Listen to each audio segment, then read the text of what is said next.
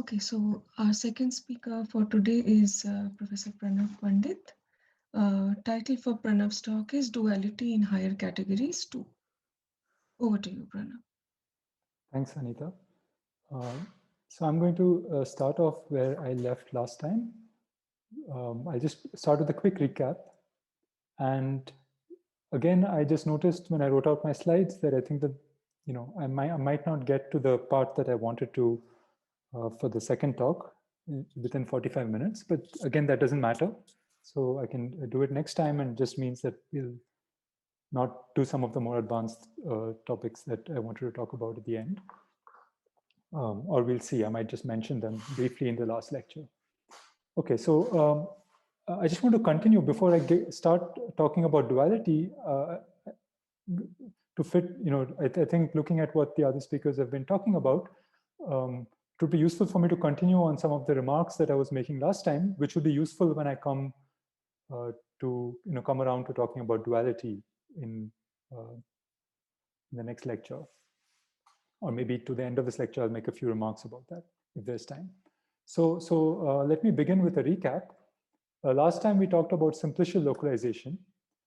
And the main theorem there was this theorem of Dwyer and Kahn, which said that if you start with a relative category, you can produce from that a category enriched in simplicial sets, LW of C, which has a certain universal property, namely that it's universal for, it's a universal recipient of a functor from C, which inverts elements of, which inverts morphisms in W up to homotopy. Right? So it's completely characterized by universal property. And I sketched a construction of LW of C last time. It was a very sort of superficial sketch. We didn't get into any of the details, but I hope it gave you a flavor for how you could think about the morphism spaces in this category. But the whole point of the universal property is you don't have to worry about how it's actually constructed. For most purposes, you just need to know it exists. And then if you want to compute, you can use a model structure or some other mechanism. The other comment I want to make, which to connect with what Rekha was just talking about, is that there are many models of infinity one categories. And the two on the screen are the two things I have on the screen here are two different models for infinity one categories. One is relative categories, and the other is categories enriched in simplicial sets. And I had mentioned last time the other two models that Rekha is going to talk about. She already mentioned quasi-categories, and she's going to talk about complete Siegel spaces.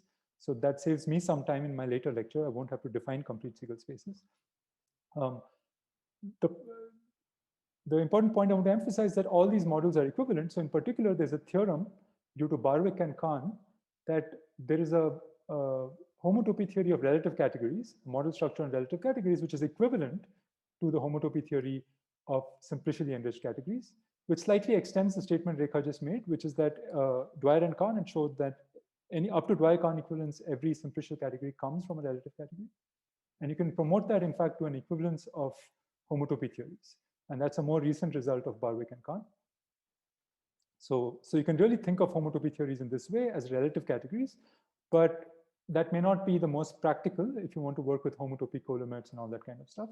So later on, I'll secretly be assuming that we are working with some better model.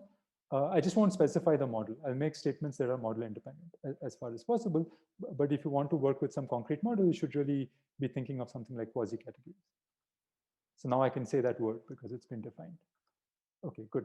So one of the main properties of this simplicial localization, which connects to more classical considerations, is that if you take the Hom spaces in the homotopy category of the simplicial localization, that gives you exactly the localization of the original category C at the class of weak equivalences.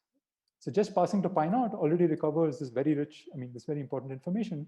And of course, all the higher homotopy groups encode more subtle information, things like X groups if you're working in an abelian. If C was chain complexes of an abelian category, then the higher homotopy groups here, or rather the negative homotopy. Yeah, anyway. So they encode things like X groups. Okay. So the next comments that I want to make are about, this is to build a bridge between the topological way of thinking of things and the way algebraists, some of the students in the audience may be from a more algebra background. And if you're from a more algebraic background, you may be more comfortable or more used to working with chain complexes. And I just want to make some statements that connect the simplicial world with chain complexes. So if C is any category, we can consider this category SC, which is functors from delta op to C, which is what we call simplicial objects in C. And in particular, so some examples of this, which might be of interest, are simplicial sets, which you've already seen. Then you have simplicial abelian groups, which are functors from delta op to abelian groups. So the pre-sheaves of abelian groups on delta, and so on. You can do simplicial K modules, etc., etc. So in Rekha's talks, you've already seen that there is, simplicial sets are interesting in part because they are a model for homotopy theory. So there exists a model structure on simplicial sets, which is equivalent to the natural model structure that you would like to consider on topological spaces. Or following the philosophy I outlined last time, we're not so interested actually in the model structure. What we're interested in is in the homotopy theory, which is the weak equivalences. So if you simplicially localize simplicial sets at the class of weak equivalences, weak homotopy equivalences, then that's equivalent to localizing topological spaces at weak homotopy equivalences as simplicial categories or as infinity categories. You can say it how you like. And you can present this equivalence as coming from a more refined piece of data, which is a Quillian adjunction. So there's a Quillian adjunction between model categories, which will help you calculate various things more efficiently. Okay, so these two homotopy, the upshot here is that the homotopy theory of simplicial sets is the same as the homotopy theory of topological spaces. And I could call either of these the infinity category of spaces. Okay, so in the future, if I talk about spaces, I mean the infinity category of spaces, and it could be top or simplicial sets with some model structure. Now you might ask, is there an analogous statement when I replace sets here by some other category, like abelian groups? Okay. So I'm going to formulate a similar statement. So let's look at simplicial abelian groups. Then we can define a functor from simplicial abelian groups to connective chain complexes of abelian groups. These are chain complexes that are concentrated in non-negative degrees. And my convention is the topologist convention. So everything is homologically graded. So differentials go in decreasing direction. So again, if you're an algebraist, you may want to just adjust that. You just have to reverse the direction of the arrows. Typically, if in algebraic geometry, people tend to work with cohomologically graded complexes, but you just have to swap positive degrees with negative degrees, and the two categories are equivalent. Chain complexes are equivalent to cochain complexes. Okay, so when I say non-negative degrees, I mean non-negative homological degrees. So how does this functor work? This is something that's familiar. You can, if you take any simplicial abelian group, you can form a chain complex where Ca of n is the free module, the free Z module generated by the n simplices. And you can define a differential by this formula, the alternating sum of the simplicial phase maps. Dn is the alternating sum. Dn maps the nth piece of this chain complex to the n minus first piece, and it's given by the formula sum of -1 to the n, the nth phase map. So, if you've studied singular homology, then you've definitely seen that this differential squares to 0. This is how you define, for example, the singular complex of a topological space. You take sing of that space, singular simplices in that space, that's a simplicial set, and you take the free abelian group generated by it, and you define the differential by this formula, and that's your singular complex. So there's a functor that goes from here to here, from the left to the right. Now, for my purposes, I want a slightly different construction, a different model for this functor. I mean, it will be equivalent up to homotopy, but it's at the point set level, it's a different functor. So we can define this normalized Dole-Kahn functor as follows. The n simplices are, instead of taking the free abelian group on all n, oh, sorry, did I say free abelian group here? I don't know why I said that. It's not the free abelian group here. It's already an abelian group. I'm sorry. If I was taking a simplicial set, I mixed up things in my mind here. I apologize. CAN is just AN. I'm sorry.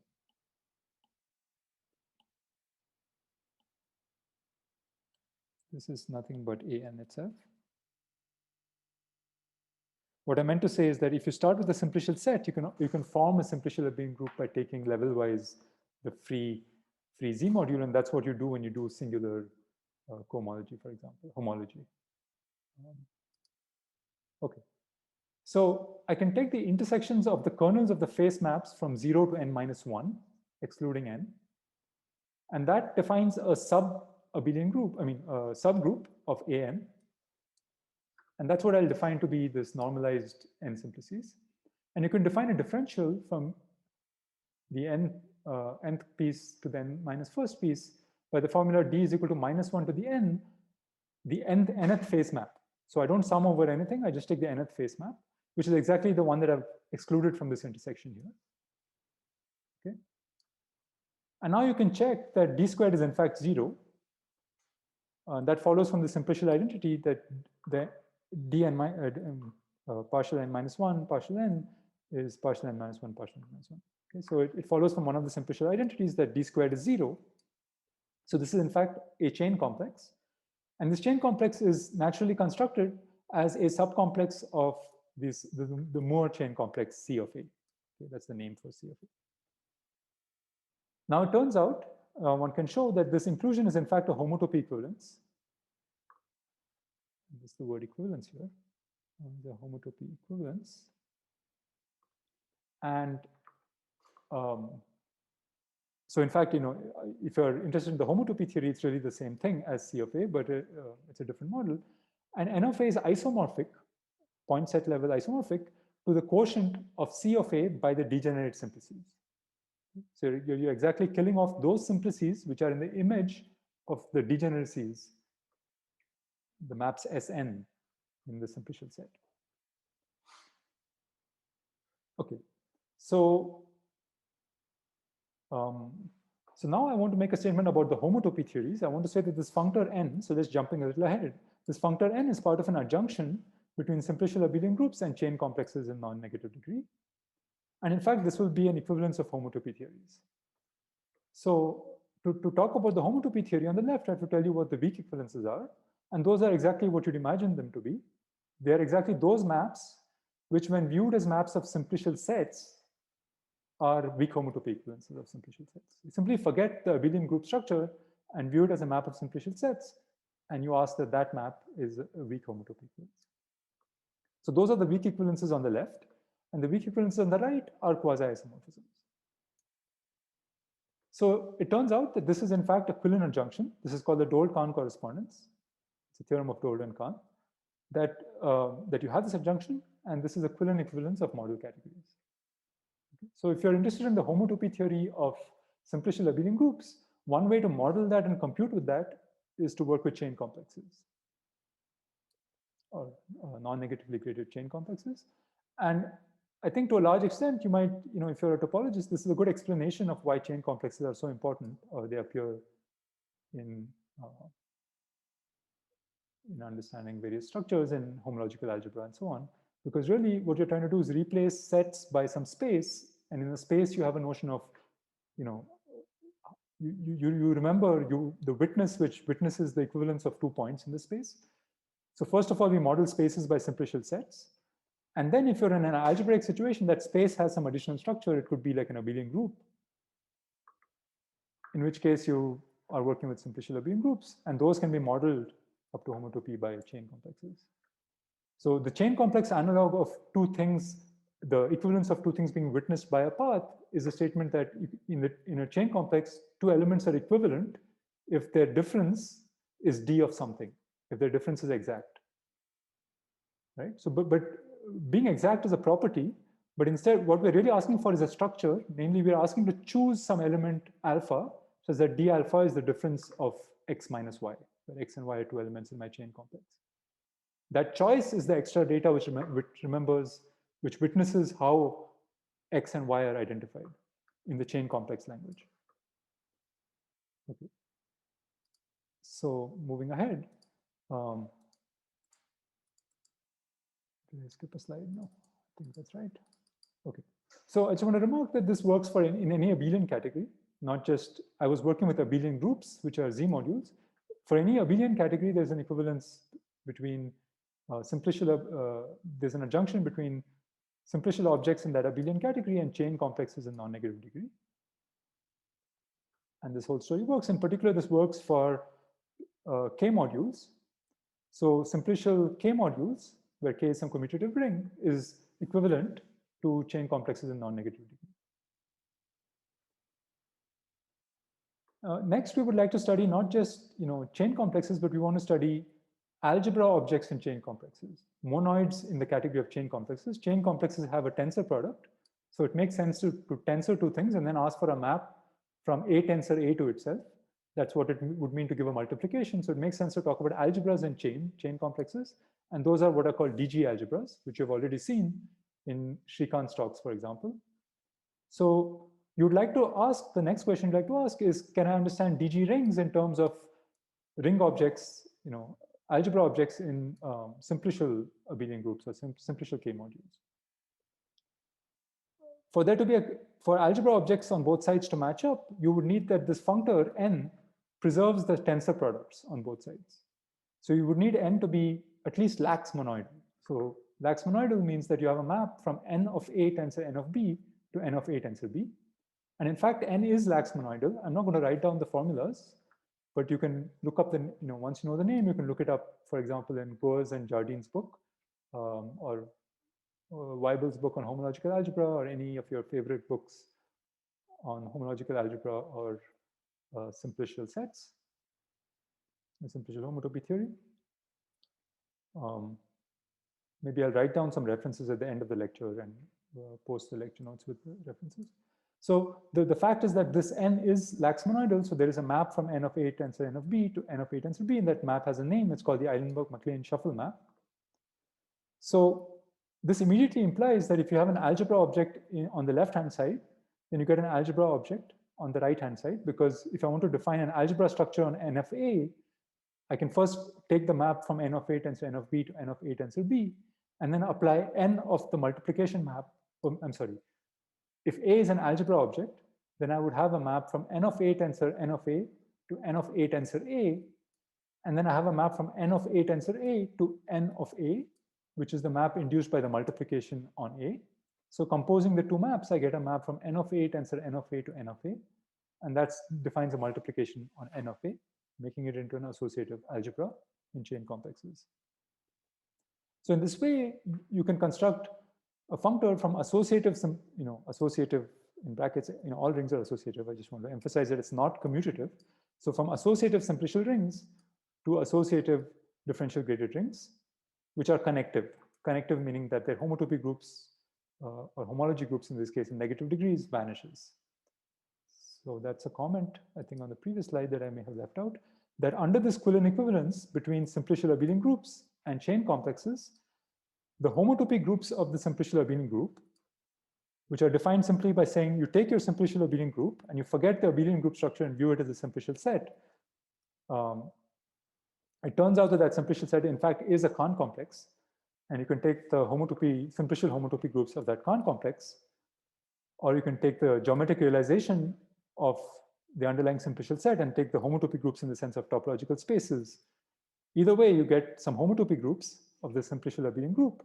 And the statement is that these homotopy groups are the same as the homology groups of the associated chain complex. Okay, so homotopy groups on the left match up with homology groups on the right-hand side, which is sort of justifies, homology is kind of a stabilized version of homotopy when you're working over Z. Okay, so going back to where was I? Over here, right? So connective differential graded ring means rings whose homology groups are concentrated in non-negative degrees, or in other words, the corresponding associative simplicial rings. If I view them as spectra, then they're connective spectra.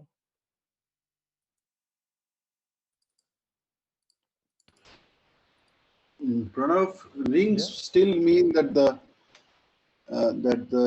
homomorphisms preserve the identity. Yeah, these are all unital rings.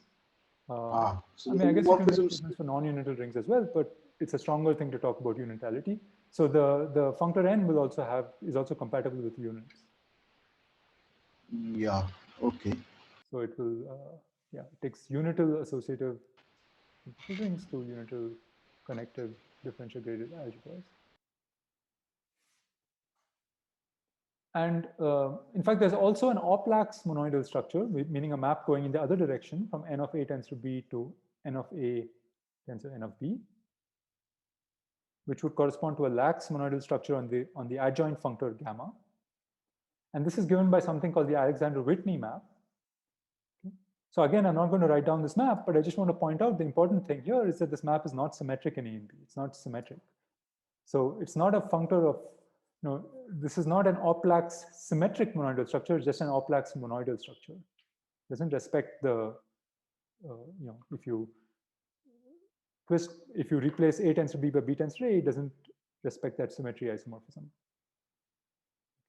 So this is just the purpose of making this comment is just to give a warning here that the homotopy theory of commutative simplicial rings, although it is equivalent to the homotopy theory of connective DG rings when characteristic of P is 0, that statement is no longer true when characteristic of P is non-zero. Essentially, because if you try to symmetrize this construction, you will introduce some denominators. I'm sure you're all familiar with this from various contexts. When you need to symmetrize something, you need to sum over something where you divide by n factorials in the denominator. And those n factorials will not make sense in the denominator if characteristic of P is non-zero in general. So that's the reason you have to be careful about this. In characteristic 0, it's okay, and it's still true that commutative simplicial rings are the same thing as connective DG rings or DG algebras.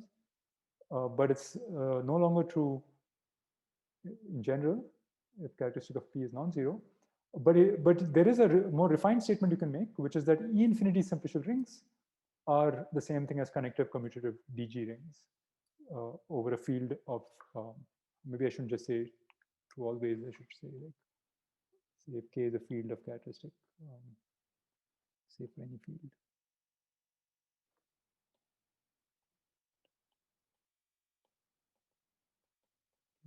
So anyway, I don't want to dwell too much on the technicalities here. I just wanted to build this dictionary, which I think is useful to sort of go back and forth between the different ways of thinking about things. And so the upshot here is that we have equivalences of infinity categories. You can think of infinity categories in any of the ways that we've discussed. As I said, the sort of historically, the original way these were presented was as relative categories. You gave an ordinary one category, and you gave a class of weak equivalences, and you said that these two are equivalent as model categories, or something like that. You put some model structures and then try to write down a full equivalence. That's how people traditionally did things. It's not the only way to do things. But the statement here is that we have an equivalence of infinity categories between connective HK module spectra, which is the same thing as simplicial K modules. You have an equivalence of that with simplicial K modules, and simplicial K modules are the same thing as connective chain complexes over K for any commutative ring K. Oops, sorry, what have I done? I clicked on something. I think I clicked on something that I shouldn't have clicked on. Okay, maybe I'll just move on. All right. Okay, I don't know if you guys are seeing multiple lines through the center of my page. I don't have them on my iPad, but I have them here. Let me just, maybe I should reload this page.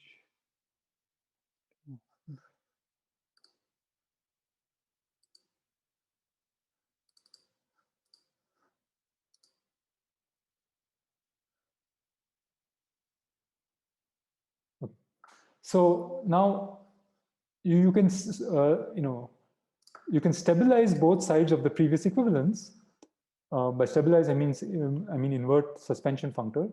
I'll say I have more to say about this a little later, but let me just make a statement. If you stabilize both sides, you can drop the connectivity assumption. So you get that HK module spectra or K module spectra. So I also promised that I'll drop the H. So K module spectra are the same thing as chain complexes of K modules.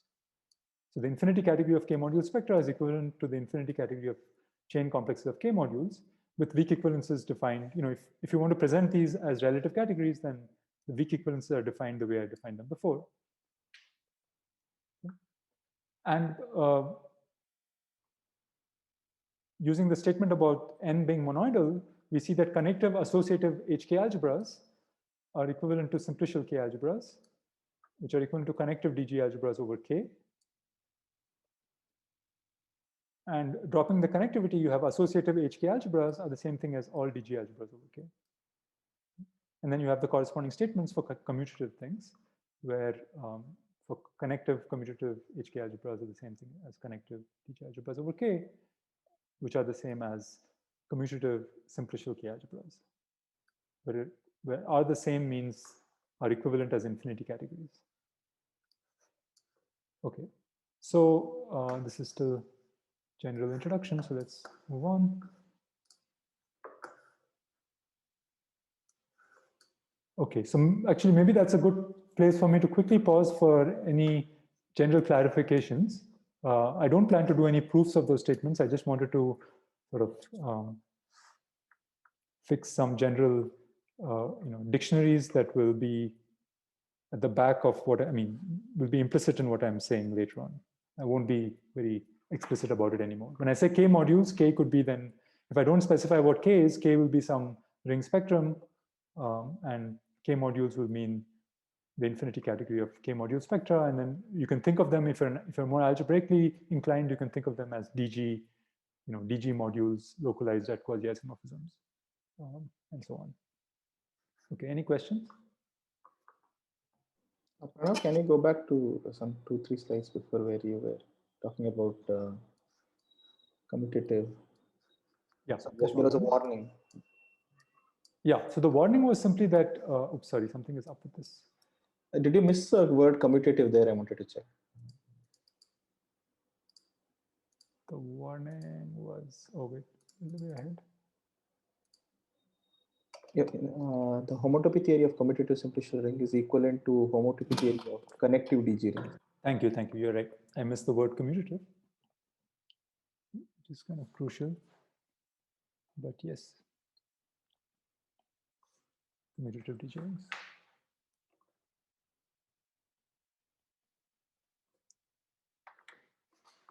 Thanks.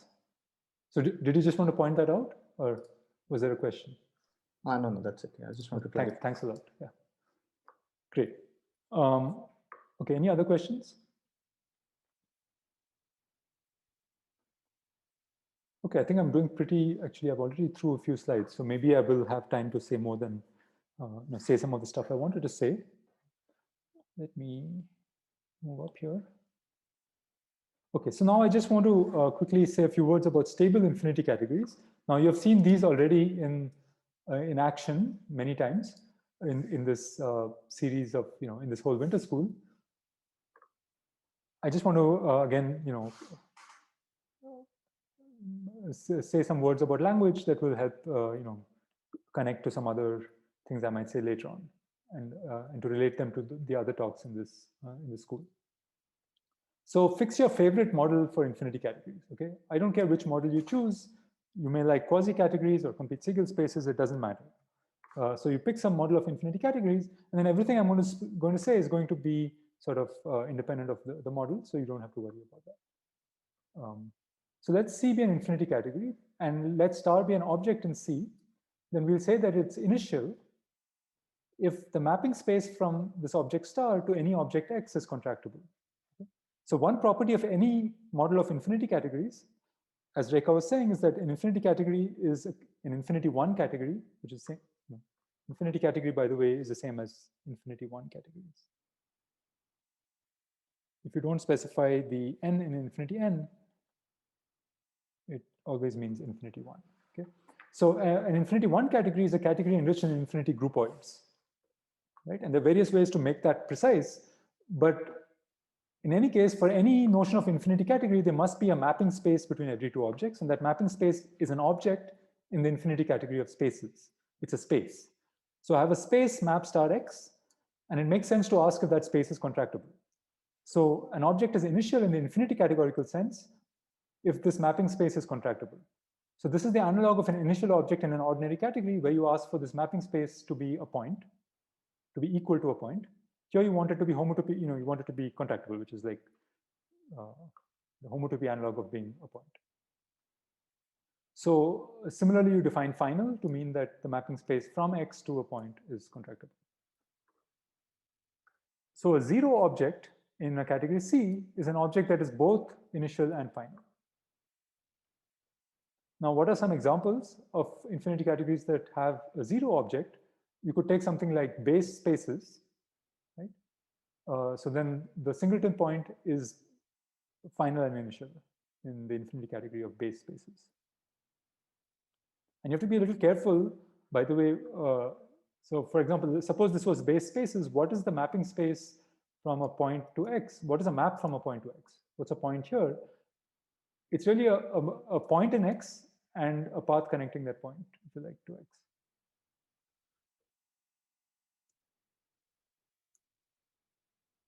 Well, it depends how you model it, actually. So maybe I retract that statement. Okay. So, so now let me define what it means for an infinity category to be stable. It's a remarkably simple definition. And I would urge you, if you're familiar with triangulated categories, to contrast this with the definition of triangulated categories, which is rather difficult to digest, especially if you are, so you have in a triangulated category, you have all these things like you have to say what these distinguished triangles are, which is some kind of made up notion. You have to say what distinguished triangles are, and then you have to say that these distinguished triangles satisfy a bunch of axioms, which may or may not be motivated in the beginning. And then you have this horrible axiom called the octahedral axiom. Okay, well, I guess depending on your viewpoint, it may or may not be horrible, but for me, it's very difficult to digest. And actually, it turns out that this octahedral axiom has a very simple, origin. It comes from something very simple, and that simplicity becomes manifest when you use the language of homotopy theory or infinity category theory. So let's get to the definition. So an infinity category C is stable if C has a zero object, if C admits finite colimits and limits. And remember that everything is now homotopical or derived. So homotopy limits and colimits mean homotopy limits and homotopy colimits. And I gave you an example. I showed you what this means by example in the previous lecture. We talked about a homotopy pullback, fiber product, and we saw how homotopy pullbacks are different from ordinary pullbacks, right? They have a universal property with respect to homotopy coherent diagrams and not just ordinary diagrams. And so even if you don't know how to compute these, I think if you understood that definition, it should be possible to understand, to at least conceptually understand what it means to have homotopy limits and colimits. In any case, we will only be interested here mostly in pullbacks and pushouts, which I did quite explicitly. So, okay, so we asked that homotopy, finite homotopy colimits and limits exist in C. And now here's the crucial axiom, the sort of defining axiom of being a stable infinity category, is that pushout squares coincide with pullback squares. Okay, so a square is a homotopy pushout square if and only if it's a pullback square. Homotopy pullback square. So to get a more concrete understanding of this, let us look at some examples of pushout squares and pullback squares. And let me give a name to these kind of pushout squares. So the suspension is defined in any pointed infinity category by the pushout square. So in a pointed infinity category, I'll write 0 for the homotopy initial and homotopy final object. And if I assume that it has pushouts, this category has pushouts, then this pushout square exists. And in that case, you denote the pushout by sigma x, and you call it the suspension of x. Okay. And let me emphasize again that this, when you write the square, it's not really just a morphism from x to 0 and a morphism from 0 to x, and a morphism here and a morphism here. It's also the data of a 2-cell that fills out this square. So depending on how you model infinity categories, this would be modeled differently. But for example, if you're working with quasi-categories, giving such a diagram means giving a map from the simplicial set delta 1 viewed as a quasi-category, delta 1 cross delta 1 to C. Delta 1 cross delta 1 is a square and decomposed along the diagonal. So it's really two triangles stuck to each other. So giving the square really means giving a 1 simplex here, a 1 simplex here, 1 simplex here, a 1 simplex from here to here, and two simplices that witness the commutativity of these triangles. That's the actual data. Okay, so, and that's very important. The homotopy push out is not just the object sigma x, it's the object sigma x and this homotopy coherent square. It's all part of the data. And it's if you don't remember that data, you don't have a homotopy push out.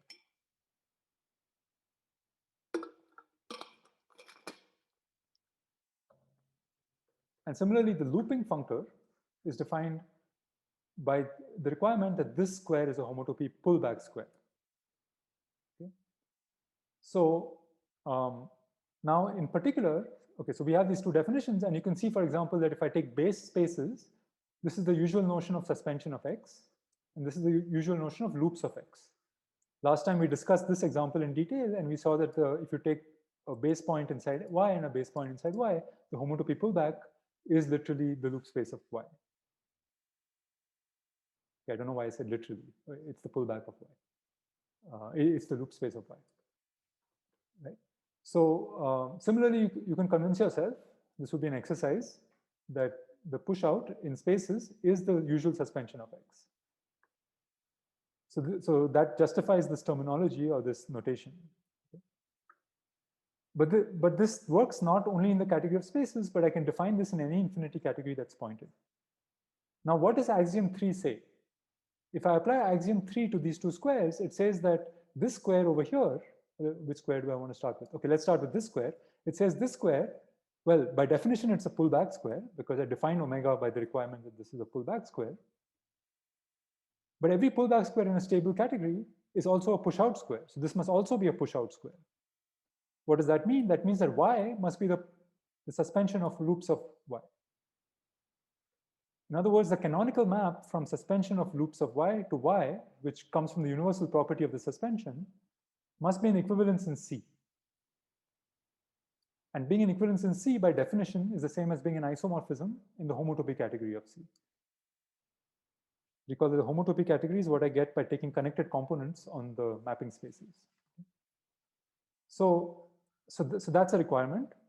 And dually, if I work with this diagram, I'd be saying that the loop space of the suspension of x must be the equivalent to x by the canonical map from x to loops of suspension of x.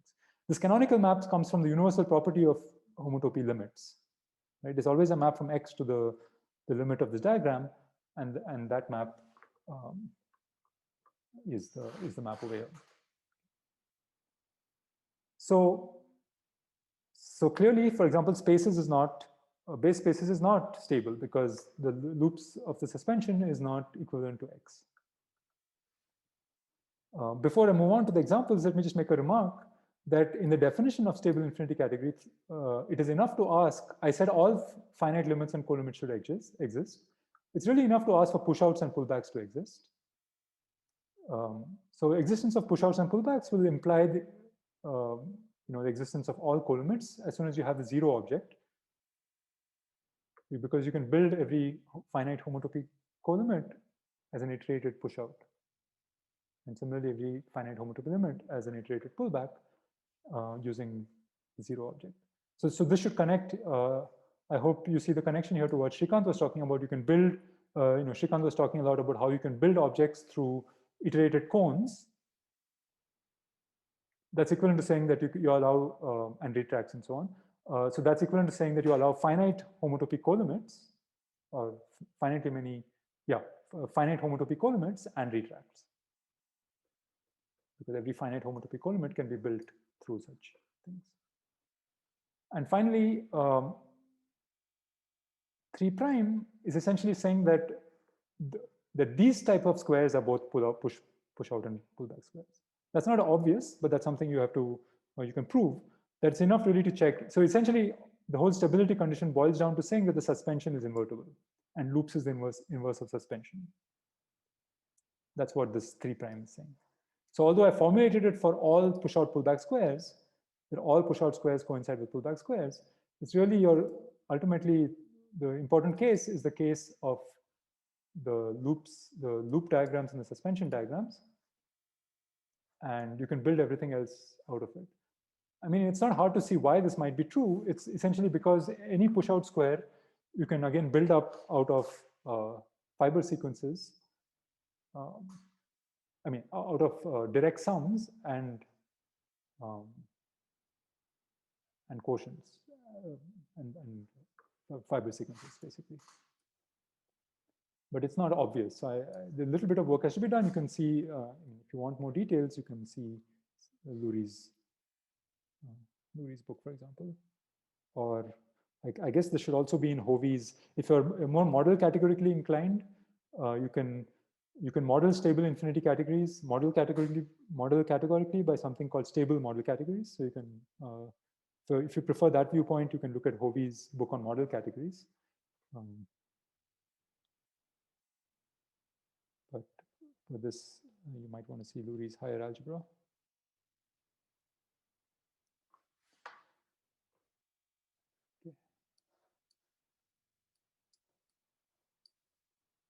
Okay, so so here are some non-examples of stable infinity categories. Base spaces are not stable. I already mentioned this because suspension of loops is not the same as Y. I leave that as an exercise to write down examples. It's straightforward to see that this is not true. Here's another example that's not stable in the algebraic world. So this is sort of an unstable, this is sort of a homotopy theory example. Now let me give you slightly more algebraic flavor example. If you take connective chain complexes of modules over some ring K, ring or ring spectrum, it doesn't matter, then this is pointed because there is the zero chain complex. So sorry, I meant you can take K to be a ring or a DG ring. Then this is pointed but not stable. Okay, so this is the infinity category of chain complexes. That means I've taken the category of chain complexes and formally inverted quasi-isomorphisms to produce, say, a simplicity enriched category. Then you can convert that into a quasi-category if you like, or a complete Siegel space or whatever. So an infinity category of connective chain complexes. Now this is pointed because the zero object is the zero chain complex, which is zero in every degree, but it's not stable. And why is that? Now, that's because the suspension of M, and here's again an exercise. This is secretly an exercise to check that this is the suspension. The suspension as I defined it is in fact the shift of M by 1. So I think that's already implicit in the notation in some of the lectures, maybe Shrikant's lecture. I forget where I saw it. I think in Shrikant's lectures, he was using sigma M for shifting the complex by M by 1. So you can actually see that the suspension as I defined in the previous slides is nothing but shifting M by 1. Right? So M shifted by 1 in degree n is Mn minus 1. Oh, sorry, M, which moving to the right. So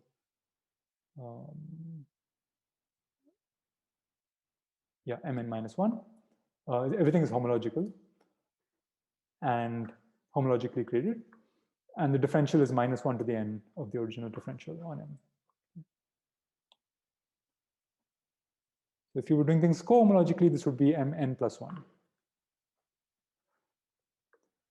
So then what are some examples of things that are stable? And this relates to a question that Shrikant Pai asked last time or some time ago, like, are all these things triangulated categories? So I'm coming to that in a second. So what are some examples of stable infinity categories? Well, spectra, or more generally, modules over R for some ring spectrum, some ring object in the category of spectra, or modules over R over for some chain complex. So or mod R for R some DG ring. Okay, all of these are stable infinity categories. Oh, I wrote that next. I apologize. I don't have to write it here. So if R is a DG ring or DG algebra over some commutative ring K, then mod R, which is the infinity category presented by the relative category chains of K and quasi-isomorphisms, is stable. And why is it stable? Because you can check, again, this is an exercise, you can check that sigma of M is what I said it is earlier. It is just shifting by 1, and loops of M is shifting by minus 1. So this is an exercise. If you like, this here is an exercise.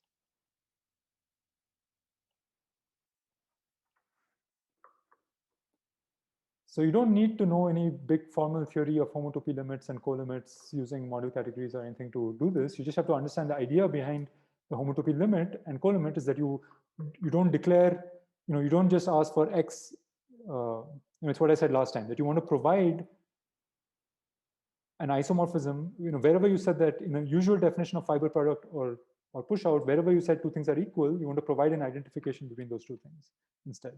So that suffices to understand push outs and pullbacks in a homotopy sense. So just using that, you should be able to convince yourself that suspension of M is M shifted by 1 and loops of M is M shifted by -1. So if people want clarification on this in the later lectures, I can, trouble doing the exercise, I can help. But for now, I'll leave it at that. So clearly these are inverse functors, right? If I shift by 1 and shift by -1, I get back to where I was. So suspension of loops is identity. And so that's the essence of why this is a stable infinity category. Okay. So I'm of course hiding some facts that finite push out, colimits and limits exist and so on, that push outs and pullbacks exist. But it's not hard to show that push outs and pullbacks exist. In fact, maybe let me say it in words. So the fact that push outs exist, well, first exercise is to show that push outs exist if and only if coproducts exist and cones exist, meaning push outs of a diagram where one corner is 0. And then so basically you need to show that sums exist, X directs some Y exists, and the push outs of such diagrams exist. These kind of push out squares exist. But these kind of push out squares are exactly given by the following construction. You take X and Y two chain complexes, and then Z is what you define to be the cone of, you can construct a new chain complex called the cone, the mapping cone, if you like, of X mapping to Y, and putting that there gives you a push out square when this guy is 0. Right? And a general push out square can always be converted to a push out square of this form by, if you have X mapping to Y and X mapping to Y prime, I can replace it by a diagram with X mapping to Y plus Y prime and putting a 0 over here. So maybe at the end, when people have questions, I can explain this in the discussion session. But anyway, so once you know that cones exist, you know that everything else exists. Okay? So now, why is this interesting? Well, why are stable infinity categories interesting? Because, as I was saying, the definition of triangulated categories is cumbersome. But even if you're happy working with triangulated categories, there are things that you simply cannot do with triangulated categories. I won't have time to explain them here, but I can explain the essence of the problem. The problem is that the cone is not functorial in triangulated categories. So there's no functorial construction of the cone, whereas the way I've constructed it, here, the cone is functorial, because the cone is by definition, right? If you have a push-out diagram of this form, you call this thing the cone. Maybe I should say that's a definition of the cone. This is the definition. So maybe I'll say definition of cone of a morphism X, F, Y in a stable infinity category. Stable infinity category. You call it a cone in a stable infinity category. You can define it in any category that has colimits, infinity category that has colimits. So cone of F, so X maps to Y, maps to cone of F, is a push-out square.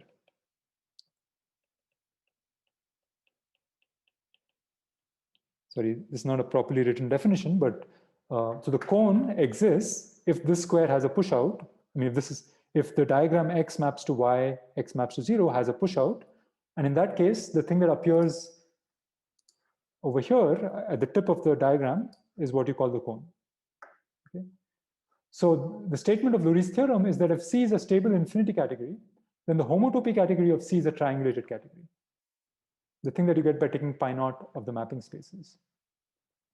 And what are the things that we call exact triangles? The exact triangles are the images in the homotopy category C of the push-out squares of this form. These push-out squares exist because all push-out squares exist in my category, and the images of such squares in the homotopy category become your exact triangles. X, Y maps to cone of F.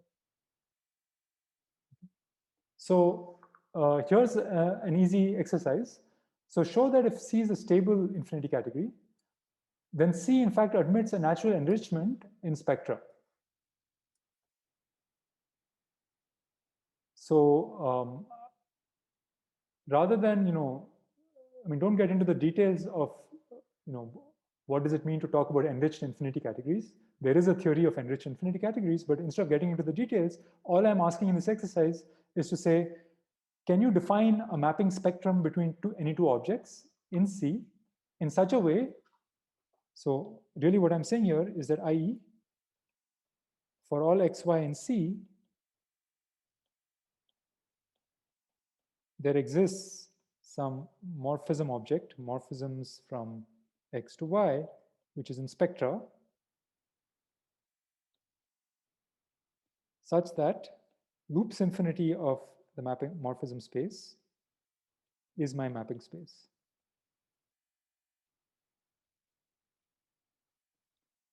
Okay. Okay, I think I'm out of time here. So maybe I should stop. I mean, there's a couple more comments I would like to make, but I can make that in the discussion session. So I'll stop and take questions.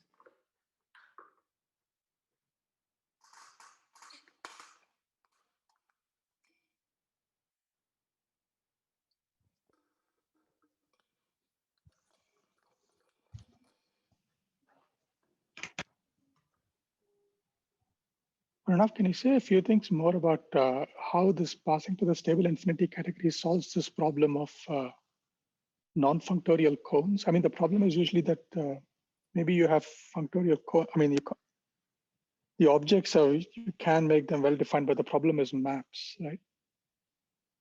Yeah, so in this setting, the way I define the cone to be the push out, the homotopy push out. So if I have a morphism x to y in my stable infinity category, a one morphism, I define the cone to be the homotopy push out of the diagram, of this diagram. So I say that CF is a cone, or maybe, okay, let me say it this way. Maybe let me write this definition in a better way. I apologize. I should go to a new slide and do this in a better way. So the push out is already happening in C, right? You're not coming to H. C is, push out is happening in C and not in the homotopy category of C, which is what makes it possible. Because the homotopy category doesn't have enough structure to define basically the problem is that the homotopy category doesn't have enough structure to define homotopy colimits. In general, I mean, some homotopy colimits you can make sense of, but so here by working in a model in C itself, I can define it. So maybe I should say more precisely what the definition is. So definition of cone, so in a stable infinity category, let f from x to y be a morphism in a stable infinity category C. Then the cone of f okay, well, and let x, y, 0, z be a push out. Homotopy, everything is homotopy. I mean, the ordinary push out doesn't have any meaning here because I'm in an infinity category, so it's a push out square. In C, right. In C. So then we say, then the definition is that then we call f, sorry, I changed color here. Okay, then we call z the cone of f and denote it by say something like CF or cone f or something. Say cone f. Actually, maybe I should try to be consistent with anyway, cone f or CF. Mapping cone. And so in an unstable infinity category, just an ordinary in any infinity category, I can define this what it means for this to be a push out. So then the z would be the mapping cone. I can still define the cone actually. This will be the mapping cone as soon as I have a pointed infinity category. So for example, in spaces, if I took the mapping cone, it would just be the usual mapping cone. The z would be the usual mapping cone. It's just that if I'm stable, then the mapping cone, actually I didn't need this to be stable actually. Maybe I should just say in a pointed infinity category. Pointed meaning that there exists a zero object. This definition makes sense, but it behaves, it has some nice properties if you're stable, namely that I can form this iterated push out square. I can do x maps to y, maps to 0, maps to z, and then I can push out the whole diagram once to 0. So if I push out here to 0, then I get here suspension of x, right? Because the outer diagram is x maps to 0, x maps to 0. So by definition, this is suspension of x, if everything is a push out. So from this, I get the long sequences. I can also take pullback here. I can do 0. And since pullbacks and pushouts are the same, I don't have to say which one I'm doing. So I can take pullback here and I get loops of z. So I really get this long exact sequence, which maybe, I forgot, maybe Samik talked about it in the category of spaces. So I get this sequence x, y, z, suspension of x. I don't know, did that answer the question sort of? I guess the issue is that somehow the problem of maps between cones is solved when you go into this. Oh, that's because it's pushouts are given by universal property. The universal property is just that it's not the usual pushout, it's the infinity category, it's a homotopy pushout. So the only thing that's changed is that instead of classifying, the ordinary pushout is a square like this. So what's the difference? The difference is that ordinary pushout is a square like this, x, y, 0, cone of f. Pushout. Ordinary pushout would be something like this, such that given any other diagram like that, there exists unique. Now, what has changed here is that instead of having an ordinary diagram, I have a homotopy coherent diagram. So this is really a two-cell here. There's two simplices there, and I need to have two simplices in the outer square as well. And then the statement is that this map, which exists, there exists a unique map by the universal property up to contractible choice. Everything is defined canonically in the infinity. There exists a map, and it's unique up to contractible choice. And that's just because universal property. Universal property is formulated infinity categorically. We'll say that something is homotopy initial or homotopy final. So the cone of f is homotopy initial among diagrams that receive maps, like among things that receive these maps and have a two simplex witnessing the commutativity of this diagram. Yeah, so thanks. That's a really important point that I should have made, that it's because of the universal property, that infinity categorical universal property, that cones are functorial. And the octahedral axiom is just like the third isomorphism theorem or something. Like if you create a quotient, then it automatically, just from abstract nonsense about universal properties, again, you see that two different things have the same universal property. When you have like x, y, and z, so x is an object, y is an object mapping to x, and z is a object mapping to y. So something like this, I don't know, or maybe A, B, C. Then you can take iterated quotients in different ways. And just by universal property arguments, you get the octahedral.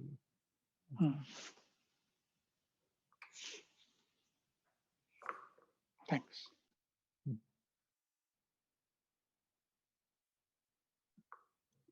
This is also one of those instances where you try to shift the structure into a property, right? Yeah, exactly. Yeah. Thanks. I think that's Vignesh, right? Yeah. So the general thing that happens is that when you go to the infinity categorical setting, things that were properties, were structure. What am I saying? Well, it can go both ways actually. But okay, so I should be careful. So in this particular case, in a triangulated category, the exact sequences, the exact triangles, are an extra structure on an underlying category. Whereas in the stable infinity category world, being an exact triangle is a property. Namely, it's the property of being a push-out square of this form. And given an infinity category, it's a property whether or not it's stable. But if I hand you an ordinary category, it's not a property for the category to be triangulated. It's a structure on the category.